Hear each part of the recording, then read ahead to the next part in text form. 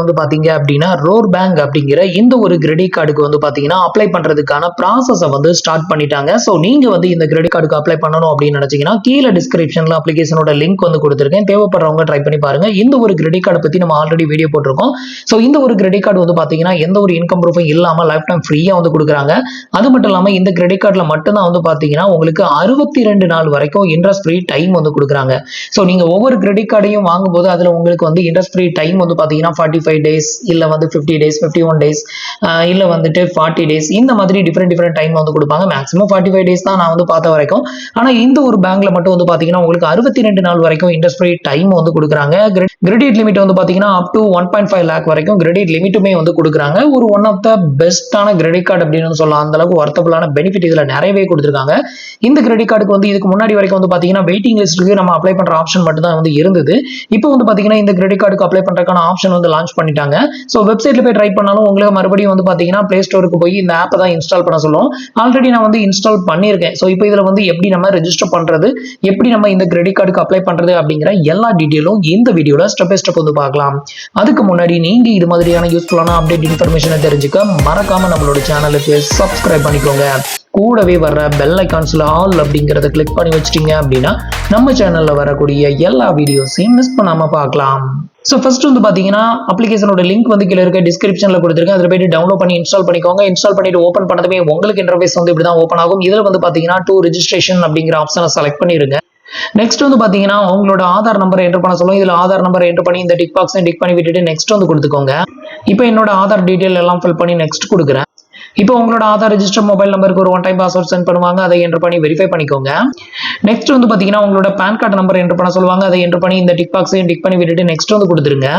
இப்போ எனக்கான டீடைல் எல்லாம் ஃபில் பண்ணி நெக்ஸ்ட் வந்து கொடுக்குறேன்.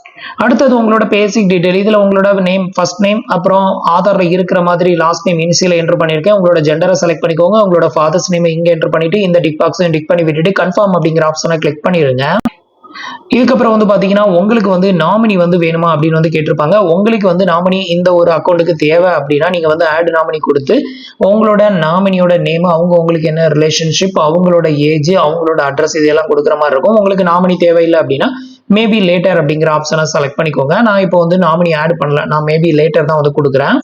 இப்போ வந்து பாத்தீங்கன்னா உங்களோட ஆதார் கார்டு டீடைலை ஃபெச் பண்ணி ஆதார் கார்டுல இருக்கக்கூடிய அட்ரஸை வந்து இங்க வந்து காமிக்கும். ஸோ இந்த அட்ரஸ் தான் உங்களோட கரண்ட் ரெசிடென்ட் அட்ரஸ் அப்படின்னு வந்து கேட்கும். ஸோ இந்த அட்ரஸ் தான் உங்களோட கரண்ட் அட்ரஸா இருந்ததுன்னா டைரக்டா செலக்ட் பண்ணிடலாம்.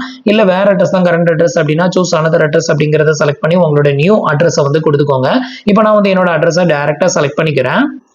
அடுத்தது வந்து பாத்தீங்கன்னா உங்களோட எஜுகேஷன் குவாலிஃபிகேஷன் வந்து கேட்டிருக்காங்க. அதை வந்து செலக்ட் பண்ணிக்கோங்க. இப்போ நான் செலக்ட் பண்ணியிருக்கேன். செலக்ட் பண்ணிட்டு நெக்ஸ்ட் வந்து கொடுக்குறேன். அடுத்தது வந்து பாத்தீங்கன்னா உங்களோட எம்ப்ளாய்மெண்ட் டீடைல். இதுல நீங்க சேலரிடுனா எம்ப்ளாயின்னு செலக்ட் பண்ணிக்கோங்க. அடுத்தது self employee, student, retired, unemployed, இதுல நீங்க எந்த கேட்டகரி அதை செலக்ட் பண்ணி நெக்ஸ்ட் வந்து கொடுத்துக்கோங்க. இதுக்கு அடுத்தது வந்து பாத்தீங்கன்னா உங்களோட எக்ஸ்பீரியன்ஸ், கரண்ட் கம்பெனில உங்களோட எக்ஸ்பீரியன்ஸ் என்ன அப்படின்னு வந்து கேட்டிருக்காங்க. அதோட எக்ஸ்பீரியன்ஸை இயர் வைஸ்ல இங்க என்டர் பண்ணிக்கோங்க. ஸோ அதை வந்து செலக்ட் பண்ணிட்டு நெக்ஸ்ட் அப்படிங்கிற ஆப்ஷனை கிளிக் பண்ணிருங்க. அடுத்தது வந்து பாத்தீங்கன்னா உங்களோட இண்டஸ்ட்ரி டைப், நீங்க எந்த மாதிரியான இண்டஸ்ட்ரியில ஒர்க் பண்றீங்க அப்படின்னு கேட்டிருக்காங்க. அதோட இண்டஸ்ட்ரி டைப்பை வந்து இங்க செலக்ட் பண்ணி நெக்ஸ்ட் வந்து கொடுத்துருங்க. அடுத்தது வந்து பாத்தீங்கன்னா அந்த இண்டஸ்ட்ரியில உங்களோட ஜாப் என்ன அப்படின்னு வந்து கேட்டிருக்காங்க. ஸோ அதுல வந்து உங்களோட ஜாப் எதுவோ அதை வந்து செலக்ட் பண்ணிட்டு நெக்ஸ்ட் வந்து கொடுத்துருங்க. அடுத்தது வந்து பாத்தீங்கன்னா உங்களோட மேரிட்டல் ஸ்டேட்டஸ் வந்து கேட்டிருக்காங்க. ஸோ இந்த இடத்துல நீங்க மேரிடா இல்ல சிங்கிளா அதை வந்து செலக்ட் பண்ணி நெக்ஸ்ட் வந்து கொடுத்துருங்க.